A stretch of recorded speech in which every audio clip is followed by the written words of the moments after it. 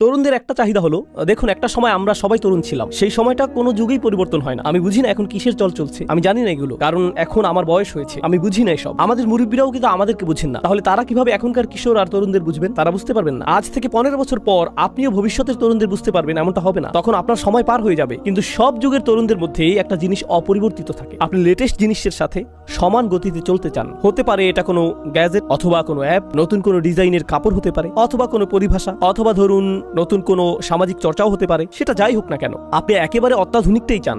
নতুন কিছু আসলেই আপনি সেটা চান।